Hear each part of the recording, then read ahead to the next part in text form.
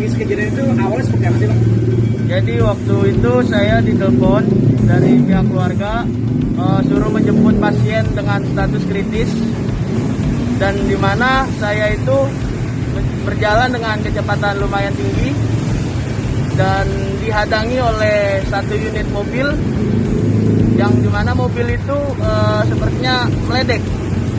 Jadi saya ngebut, dia ikut ngebut, saya belok ke kanan, dia ikut ke kanan, dan dia sempat ngerem mendadak. Nah, jadi awalnya itu dia seperti tidak mengasih jalan Pak, menutup-nutupi, yang dimana menutupi itu seperti ya antara mau nggak mau ngasih jalan, tetapi dianya tetap kekeh jalan di depan ambulan dengan kecepatan yang tidak jelas, seperti itu Pak. Kondisinya ambulans ini sudah menyalakan sirine dan lain-lain? Sudah Pak, sudah menyalakan sirine, sudah menyalakan lampu rotator, strobo, sudah komplit.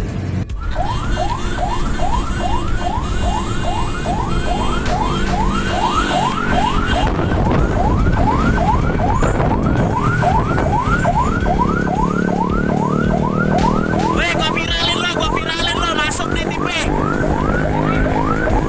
Ada pribadi yang menghalangi sebuah ambulan ya, tanggapan dari lapas sendiri seperti itu.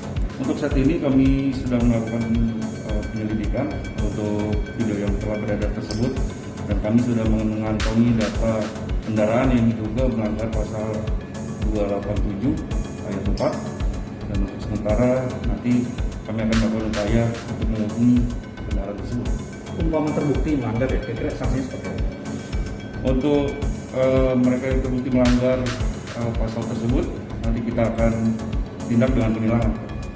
Pak Iji, mungkin ada himbauan terkait kendaraan prioritas yang wajib dilakukan. Kami dari Satlantas Polres Tangerang Selatan menghimbau kepada masyarakat untuk kendaraan yang diprioritaskan seperti pemadam kebakaran, ambulans, mobil jenazah, dan lain sebagainya yang telah diatur dalam undang-undang untuk diberikan prioritas dalam penggunaan.